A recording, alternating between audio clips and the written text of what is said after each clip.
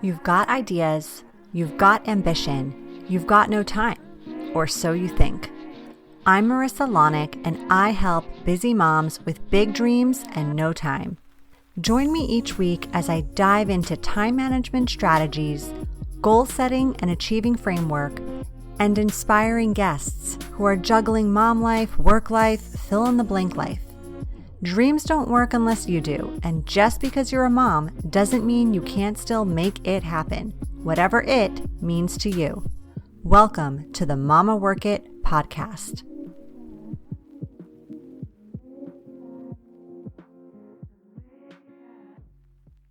Hey, mamas. Welcome back to another amazing episode of the Mama Work It podcast. So excited you're here. My name is Marissa Lonick. I am the founder of Mama Work It, where we support women in the juggle of mom life, work life, wife life, fill in the blank life. And I'm excited, you guys. We have a very special guest today. Her name is Stacy Orsborn. She is the co-founder and president of Fitness for Victress Movement. She's the creator of Victress Movement's first of its kind training methodology, now used in all Victress locations. Stacy has a deep understanding and passion for supporting the ever-changing needs of female physiology. Her credentials include ACE orthopedic specialist, ACE certified personal trainer, GGS1 coach, GGS menopause specialist, DONA birth doula training, dynamic neuromuscular stabilization exercise. Oh my gosh, so much. Stacy's strength training programs, they cater to women in all stages of life, from young adult, prenatal, postpartum, and menopause, providing a supportive community and medical-backed fitness training to help all Victress women feel strong and empowered. We're talking all things postpartum fitness today. Stacy, thank you so much for being here. Thank you for having me. I'm so excited. I was able to listen to some of your content that you've been pumping out. I just feel like all these things align so well. So thank you, Marissa. Thank you for having me today. I'm super excited to chat. Thank you. That is so kind of you. Okay. Well, Stacy, I always love to ask, tell us just a little bit more about like your background in motherhood and fitness. Like, how did this all happen for you? Yeah, I think that's always like an interesting question because I think a lot of people that like do something or create something, it's usually founded in some kind of life-changing event for themselves or someone else or all of those different things around them. I'm a mom of three. I have three boys, ages 16, 14, and 7. I am super busy with all of their stuff, all of their things. So when you were talking about all things mom, like, yeah, it's like a wide gamut of hats that I put on throughout a day. That's for sure. But when it comes to Victress Movement and what we have started there, I was pregnant with my third. Very long story, try to make it short. Pregnant with my third, I was doing some strength training at a local gym here in Lincoln, Nebraska. And I got pregnant and I was like, okay, I went to my coach. I'm like, what do I do? Like, what should I do different? Or how should I approach my training different? And, I just kind of got that like deer in the headlights look back. Like, I don't know. And then my, midwife at the time was like, just keep doing what you're doing. And if you know anything about like that style of fitness, I was doing CrossFit at the time. It just didn't feel appropriate for what at that stage of life. And so doing what I had been doing didn't necessarily resonate with me.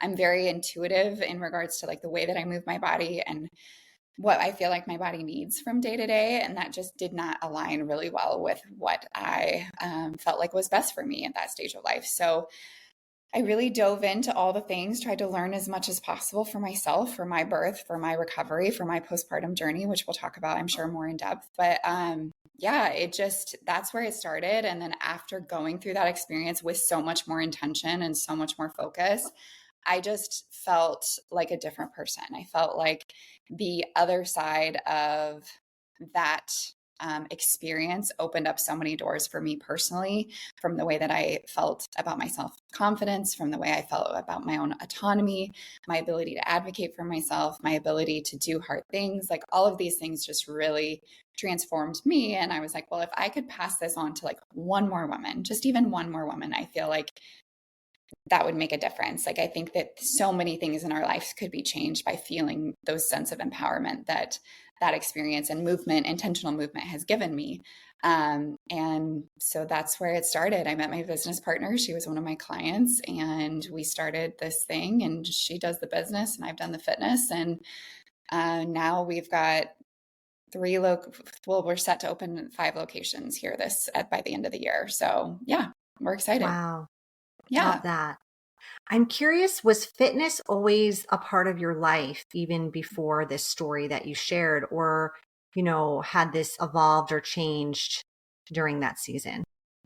It was not actually. I grew up in a pretty conservative upbringing, not in a negative way, just that at the time, like PE, certain like activities in PE, girls weren't allowed to do at my school.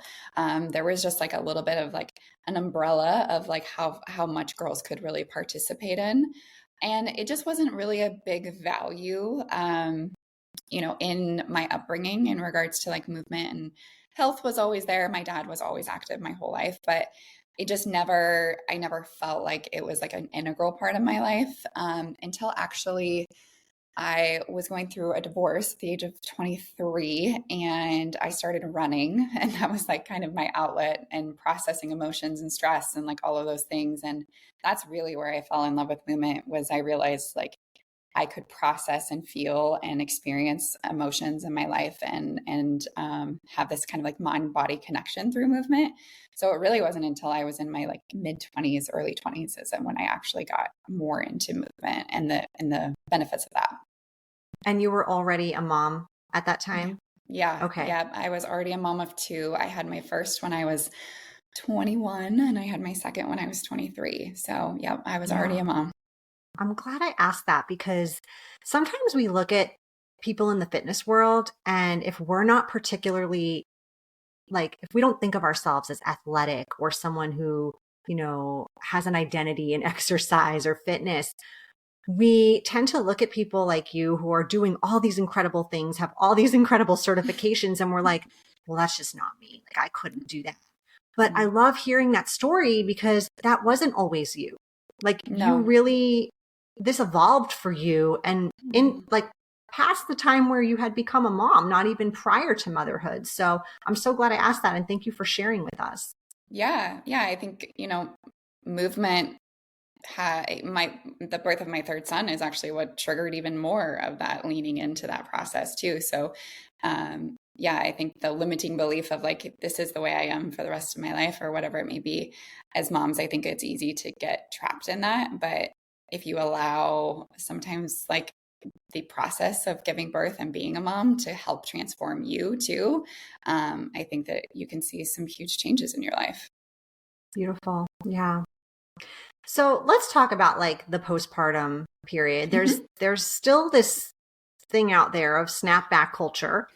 So Hmm. can you walk us through an ideal postpartum recovery timeline for one of our listeners, like maybe a working mom who wants to get back to just feeling strong? Yeah, absolutely. You're right, Marissa. Like, absolutely. There is this bounce back culture, pre-baby body. I mean, I don't know how many moms like sit there on their phones and are like scrolling through old pictures of themselves and like, you know, envisioning themselves the way they used to be. And like, there's a loss process with that, right? Like there's an identity, there's a loss. Like you have to be able to like honor that and realize that that is a big part of becoming postpartum. But you're right, like our culture absolutely has this completely backwards. What we need to be doing for ourselves in an ideal working mom situation, ideally, hopefully you at least get 12 weeks off.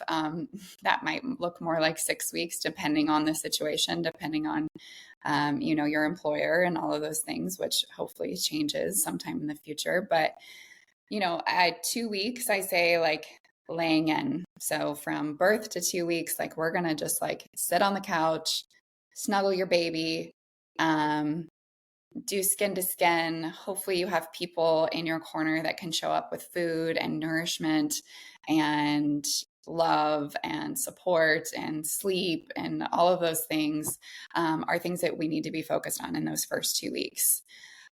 Usually at this point, ACOG has recommended a 2-week follow-up visit with your doctor. So hopefully that's occurring. I still believe that most doctors are still not seeing moms until 6 weeks. But ideally you're seeing somebody at the 2-week mark just to make sure you're doing okay. Have that mental health evaluation that we all love and are familiar with if you've ever had a baby. And at that point, getting up off the couch and starting to move around the house. It's hard with littles, if you're a second time mom, third time mom, fourth time mom, whatever it may be, it's hard to just like lay on the couch for 2 weeks. And I totally get that. But in an ideal world, that would be the scenario. And then at that 2-week mark, like I said, going to the doctor, maybe you schedule a pelvic floor therapy appointment at that point. Maybe you're starting to venture out for a baby wearing walk. Ideally avoiding strollers versus actually wearing baby just for a postural positioning and your core integrity. When you're pushing a stroller, we see that kind of internal shoulder rotation and that like hunchback that just kind of happens normally postpartum because our cores aren't as strong as they used to be. They're still healing. And we're just in that hunched over position, whether we're breastfeeding or not bottle feeding, we're still like kind of internally rotated and baby wearing can help your posture and strengthen your core and those types of things. So I say like, if you're going to go for a walk, like let's try like a 20-minute baby wearing walk where you're holding baby high enough on your chest that you could like kiss the top of baby's head. And depending that still feels okay and you're not seeing an increase in your bleeding. So very common, obviously, after delivery to have vaginal bleeding, whether you've had a C-section or not, or a vaginal delivery. Both are occurring. So as long as anything that you're doing as far as movement from the 2-week period forward, that's gentle, intentional, restorative, as long as it's not causing an increase in bleeding, I say that 2 to 4 week mark, you should be, good to go. And things should be, obviously, your body's responding accordingly to that stimulus in a way that feels good and nourishing and healing, and isn't going to set back the healing process. At about 4 weeks, depending on what type of delivery that you've had, if it's been, if it was a vaginal delivery, no tearing, no episiotomy, like no interventions in regards to, pelvic floor, like anything like that. Usually at the 4-week mark, we would say, okay, like maybe we start to incorporate some breathing patterns, some intentional core exercises that are appropriate, not like go do crunches or planks. Like we're talking about rehabilitative, intentional breathing patterns, activating your transverse abdominal muscles. Like there's just a lot of other things. And unfortunately, a lot of doctors and fitness professionals don't really know what that means, nor know the resources for you. So that's what's cool about Victress is we have a postpartum workshop that starts ideally about 6-week mark to about 10 weeks. That ranges pending types of delivery and all of those things where you're coming back to movement with the intention of rehabilitating. So we're setting a really strong baseline for the rest of your life and setting you up for success for the rest of your life in that way. So we're focusing on your core, we're focusing on your posterior chain. So the mom butt that occurs that you've heard over the years, probably from like postpartum, like, oh, I've just like lost my butt. Like I don't have a butt anymore. Well, unfortunately, with the front loading of pregnancy, the hamstrings and glutes and low back muscles do have a tendency to get a little bit of amnesia if we're not intentionally bringing movement back to them. So we really focus on like reconnecting with your posterior chain, being able to feel those muscles again, and then working on thoracic mobility, so upper back mobility, getting some range of motion in there, also strengthening chest muscles and upper thoracic too. So we're playing like this, like move the body parts game in the postpartum recovery intentionally. But it should be slow. Like everything should be really slow. I think BirthFit has said out there, like slow is fast. Like the slower you can go and more intentional you are in your recovery in the postpartum time period, the faster you will feel the benefits of that process. I can't say you're going to feel like you used to feel because that doesn't exist anymore. You are no longer that person. And I don't really know a whole lot of moms that would say they want to go back and give up what they've gained from becoming a mom. It's just, it might look different, but that different doesn't mean worse. Different can also mean better if we're intentional about our healing process in the meantime. Sorry, that was like a lengthy answer, but yeah. That was a great answer. I was like, wow, if I was in this postpartum period or pregnant right now, I would be taking vigorous notes. Yeah. So thank you. Thank Yeah, you. of course. And I love how you really reference this as a healing journey, like a recovery plan, because I think we forget like birth can be very traumatic on the body. And like you said, a lot of times we're just kind of like, well, I used to do spinning, so I guess I'll go back to do spinning because I got cleared from the doctor or whatever it is. But that might not be the best way to sort of ease back into it, right? And I love how thoughtful and intentional this plan is. Yeah. Yeah. I mean, going back and doing what you were doing before may make sense at a certain point. It just may not make sense when the doctor just gives you that okay, right? Like, at 6 weeks, like if you've had a baby or if you're pregnant or you're considering getting pregnant, I don't want to scare anybody, but like 6 weeks, you still feel, I remember feeling like my core was really hollow and like almost like echoey and like jello. Like nothing felt like maybe where it was supposed to be yet. So when I went into the doctor, especially with my first two, and he's like, okay, yeah, you're good to go do what you were doing. I wasn't really exercising throughout either one of those pregnancies or in between, but it still like, it felt very discouraging to like go back and expect my body to function the way that it functioned pre-pregnancy at 6 weeks postpartum. Like that's just completely unrealistic and not at all what women are experiencing. So bringing intention to that rehabilitative process is so important so that you can go back and feel performance wise, you can feel like you want to feel, based on whatever modality of movement you're choosing. Like you said, whether that's spin, running, weightlifting, like whatever it may be. Yeah. Yeah. Makes sense. So what are some real creative ways if you're a listener, you feel like you're just so busy, you're getting maybe back to work, or you're just kind of getting into this new normal now with a baby or a baby and a toddler at home or whatever this looks like for you? What are some creative ways that these busy moms can squeeze in workouts without necessarily sacrificing time with their babies or, hours they need to be putting in at work or whatever it is that's demanding of their time? Yeah. Yeah, I think, well, there's two parts to the answer. I want to answer that in two different ways. First, I'll just answer the question in regards to best ways to like maximize your time, maximize your energy in the gym, like making time for yourself in that way. I think in my mind, and what I usually recommend is like what's going to get you the best bang for your buck in regards to, or to your time or your energy in regards to what types of workouts are you doing? Like what is going to benefit you to the maximum and really benefit you long term. So maybe you don't have to work out 4 days a week, 5 days a week. And obviously I'm biased. I'm going to say that's strength training without a doubt. So just strength training 2 times a week has been shown to increase metabolism, build muscle mass, decrease insulin resistance, like just so many different things to the benefits of strength training.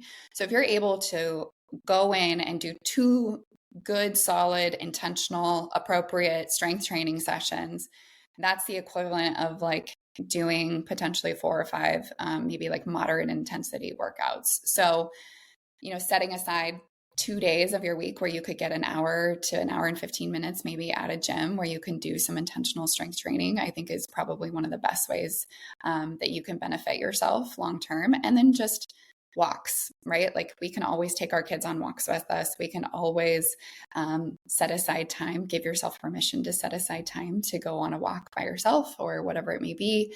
Walking on the treadmill downstairs if you have access to one, or walking at the gym, like whatever it is. But walking has some of like the best benefits of movement as well. So I think for women, it's like they think that it needs to be every day, or they think that it needs to be like this super consistent, like daily thing.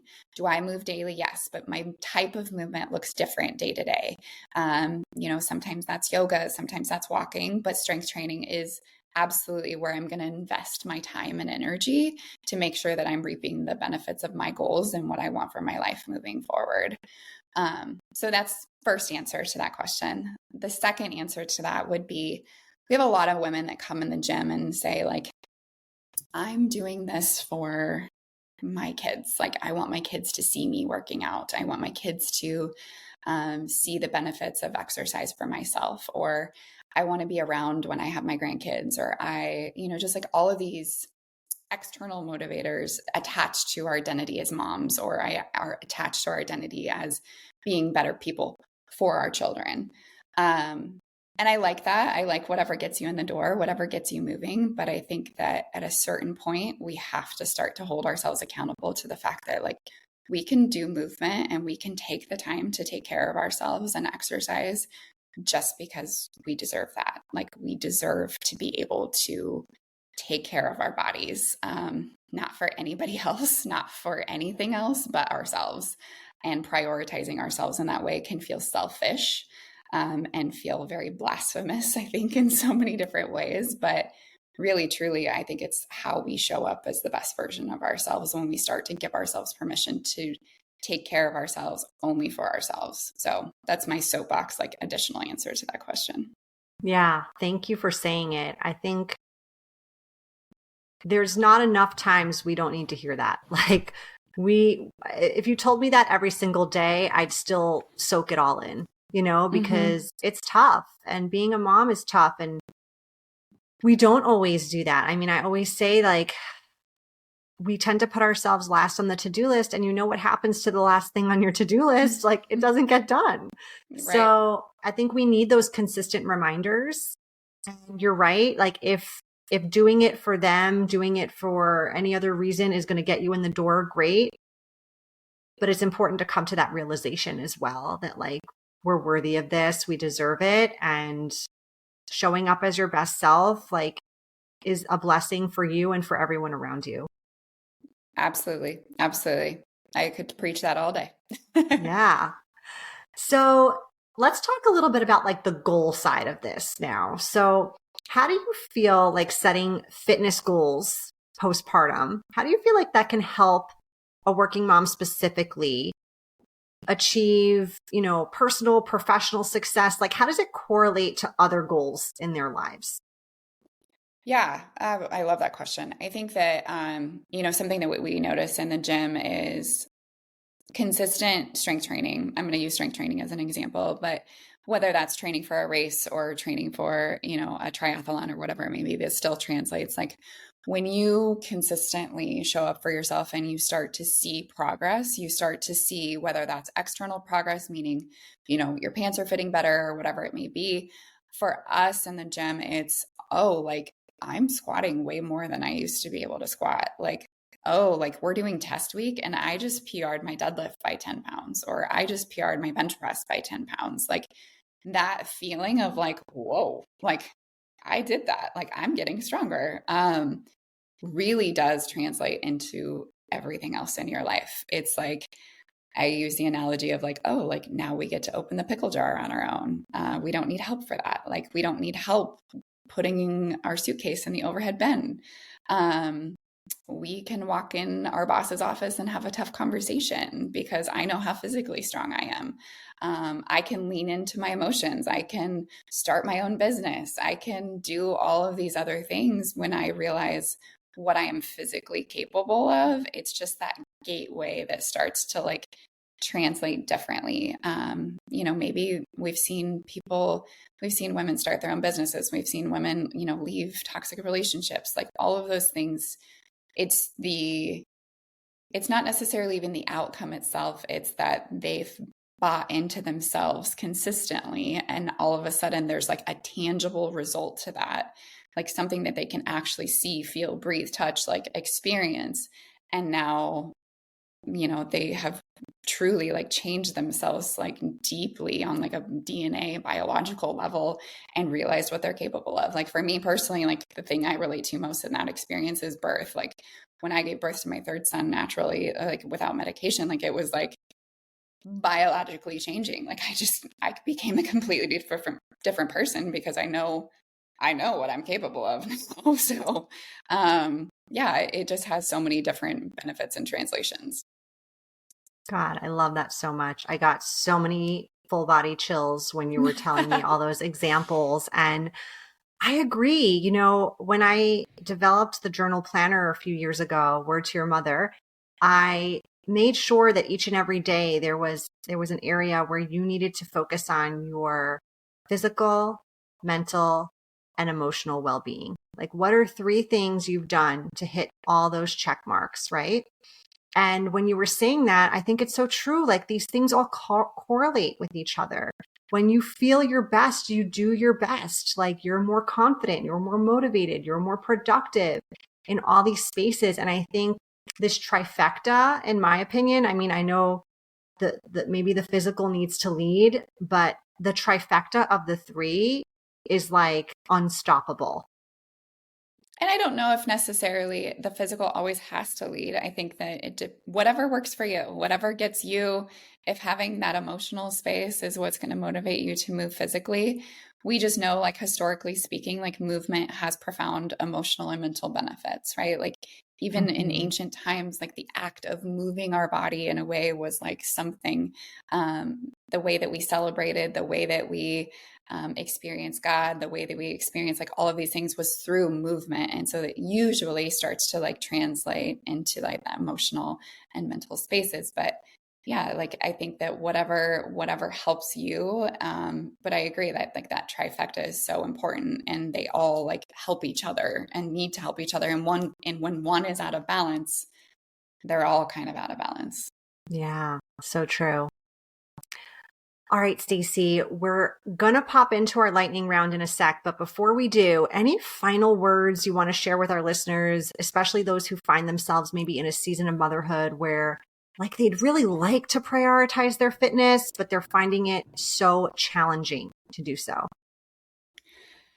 I think that's so many women in so many different stages of life, truly. Agree. I think that the biggest thing that I would say for a woman in this stage of life is yes, like you want to do what you enjoy. So if you're not enjoying the movement modality that you're doing, you're not going to probably do it. Like if you hate running, stop running. If you hate spinning, stop spinning. If you hate yoga, stop doing yoga. Like there is no amount of like continuing to do something you hate that's going to necessarily always make you love it.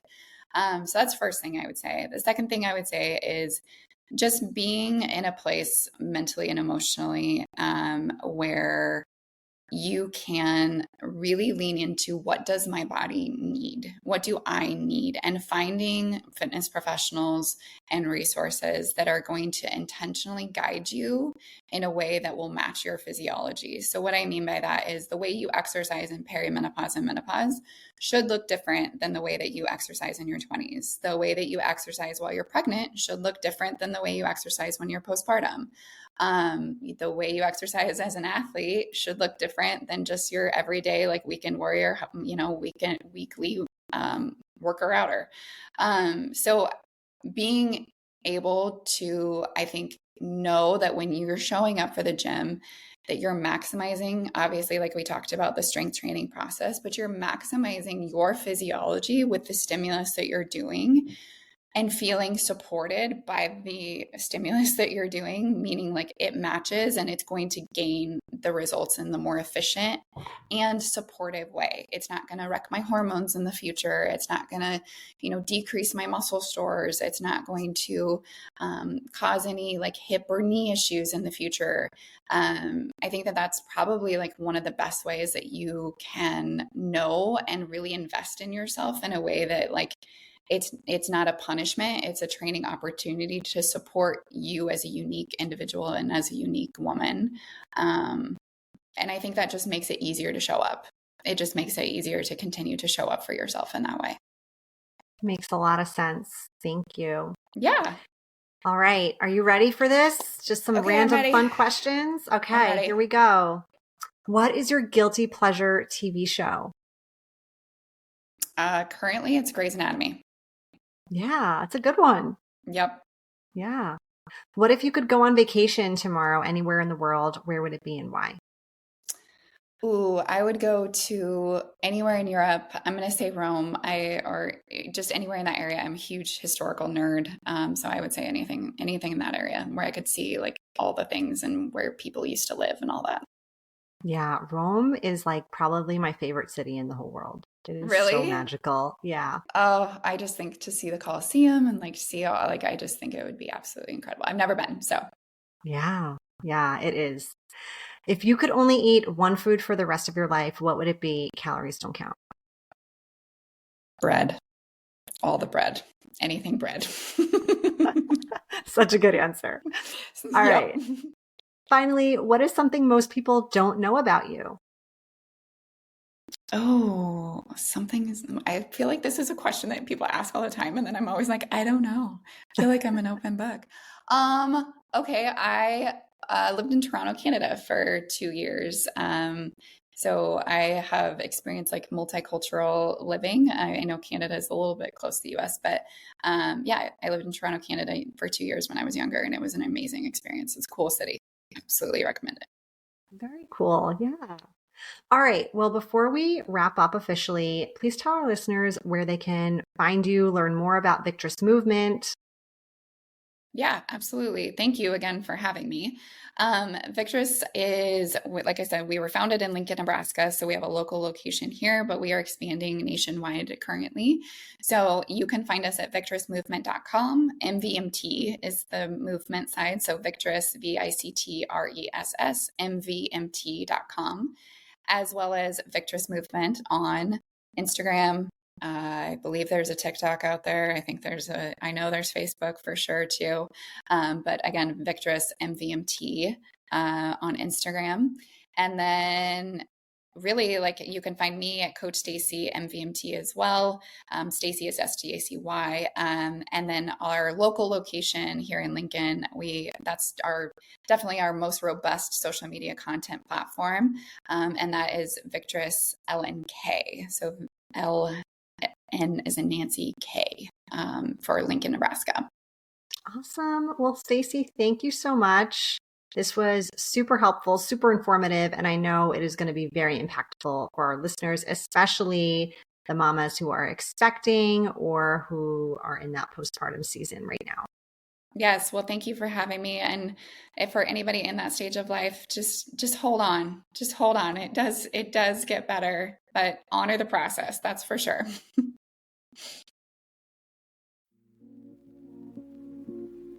You've been listening to the Mama Work It podcast. I hope you've enjoyed this episode and would love if you could take a quick minute to leave me a review on whichever platform you're listening from, and maybe even send a note to a fellow mama friend recommending it. Reviews and recs help this podcast grow and reach more like-minded, awesome moms. And if you haven't subscribed yet, don't forget to click that button so we can stay in touch, girl. By the way, if you haven't checked out the Mama Work It website, please do. There are lots of free resources and great articles there that can help you with the juggle of work life, mom life, wife life, fill in the blank life. So head on over. Thanks again for being part of the tribe. I'll see you soon, but in the meantime, keep on working it, mama.